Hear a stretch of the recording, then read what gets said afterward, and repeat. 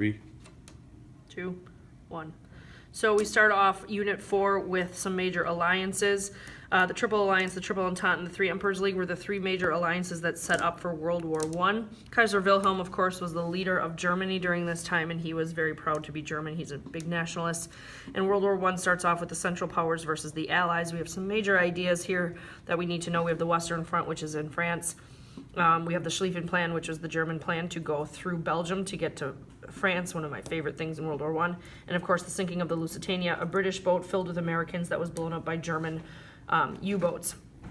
During the middle of the war, we get the Balfour Declaration, which tells the Jewish people, yes, we will give you a homeland, ... someday. But it gave a promise for Zionism to come true, which will come true after World War II. In 1917, we have the start of the Russian Revolution. Vladimir Lenin leads the Bolsheviks, which are the all-out, we want freedom and communism, versus the Mensheviks, who are more moderate, let's go more towards socialism. We have the creepy Rasputin, who was killed multiple times, but still lives. And the way that Vladimir Lenin gets things done is through Army Order Number 1. We have the armistice, which is the ceasefire, which is not the end of the war, it just stops the fighting, but it leads us into the Treaty of Versailles.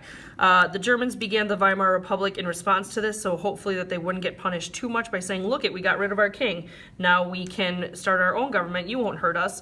It also began the League of Nations, which was a failure that was brought in by the American President Woodrow Wilson, but the major guy that started the Treaty of Versailles and made it so vicious was Clemenceau, which was the leader of France, who wanted to punish Germany so that Germany could never get them again.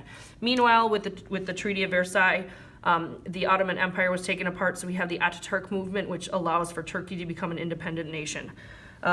In Russia, or now the Soviet Union, Vladimir Lenin is dead, and we get Stalin coming in. He does a lot of plans because he wants mega communism. We have the 5-year plan, the NEP, the Great Purges, where he kills everybody he doesn't like, and the collectivization of agriculture, which is good at the beginning, but then it causes a lot of people to starve unnecessarily. Stalin, of course, is big and mean and scary, and he won't change his plans, even if he knows that it's not really working.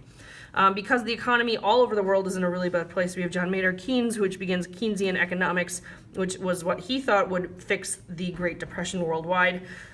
But we have a lot of people who are really angry over World War I when Mussolini in Italy is mad that he lost the war and that they didn't get war prizes, so he uses his black shirts to take over the military and the nation, becoming the president and prime minister. Hitler does the Bührerhallputsch, which was a plan to take over the government. It failed. He went to prison. He wrote Mein Kampf, and the world is no better for it because it's a terrible book.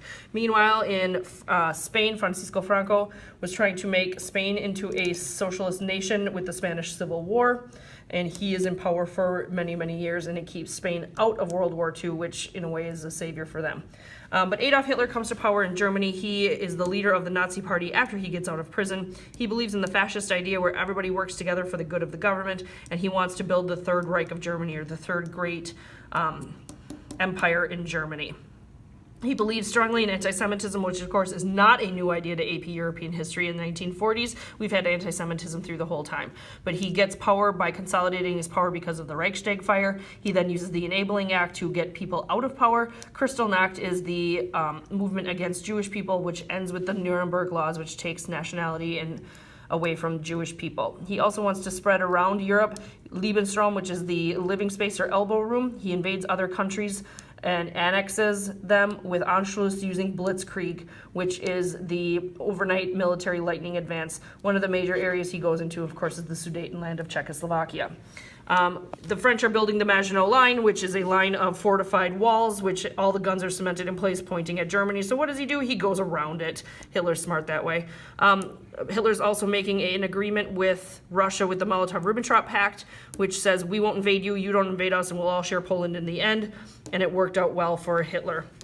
In 1938, we get the Munich Conference, where Neville Chamberlain agrees to appeasement with Germany and Italy, along with France, which says Hitler can go no farther, and it works for a year. Neville Chamberlain, peace in our time, but he loses. Meanwhile, the BBC is taking over all of media, and the BBC, This Is London, is telling us all what's going on, not only pre-war, but during the war as well, helping all Europeans stay in touch with what's going on in the war. Once the war begins, France is easily taken over, and France is split in half. The northern part of France is taken over by Germany, but the southern part becomes the Vichy government, which is led by the rebel fighter Charles de Gaulle, who will be the president of France. He also tries to fight against the Germans to some success.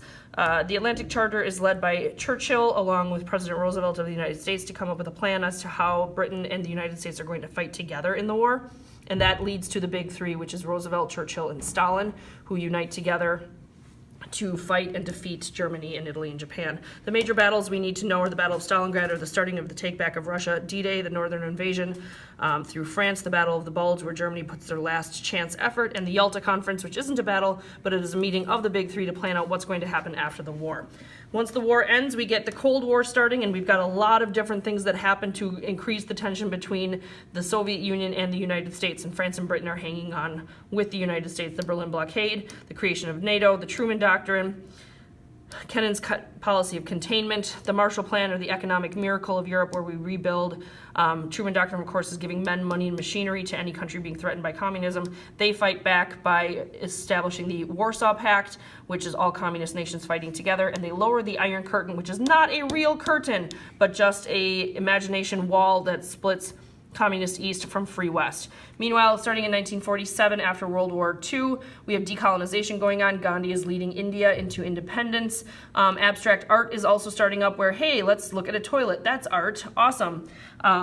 In Britain, we get some social welfare with cradle-to-grave help for the people, and we get a welfare state. Now, this is not welfare where everybody gets a handout, but where everybody works together, kind of like a socialist idea. Meanwhile, we're all starting to care about the environment, and we should all recycle. And with America becoming a major player after World War II, we get Americanization throughout Europe, where we are starting to spread our ideas to Europe instead of Europe spreading their ideas to the United States. Meanwhile, in Russia, we get a new leader after Stalin dies. We get Nikita Khrushchev, who builds the Berlin Wall. He has the 1956 secret speech, which he lays out what he wants to do to set himself apart from Stalin. And he goes up against the United States for 13 days in October of '63 with the Cuban Missile Crisis. After Khrushchev is out of power, we get Leonid Brezhnev, who works with the United States in a system of détente, which is peace, or like just making things a little bit better. We're not best friends, but we're not enemies anymore. Meanwhile, though, in the 1970s, we have the Arab oil embargo where nobody has any oil for their cars, and that's really bad. The ladies are starting to speak up again. We have feminism led by Simone de Beauvoir of France, who writes The Second Sex, who says, yeah, women our lives do suck, and so we need to make them better, and here's how we're going to do that. We have neo-orthodoxy, where Christianity becomes important again.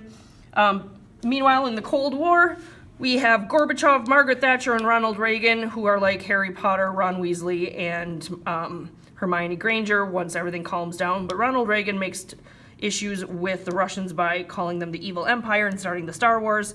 Mr. Gorbachev, tear down this wall. Gorbachev wants to do something. He tries with perestroika and glasnost with openness and freedom, but it doesn't really work because he still wants to be majorly communist, which leads to the revolutions of 1989. This is where the communist countries slowly start taking away from the Communist Party and becoming free. We get Boris Yeltsin in charge of Russia after communism falls. We get the European Economic Council and the European Union, where we get the euro, which leads, of course, to today's Brexit. And after Boris Yeltsin, we get Vladimir Putin, who might be taking us back to communism. We don't really know because he's really scary.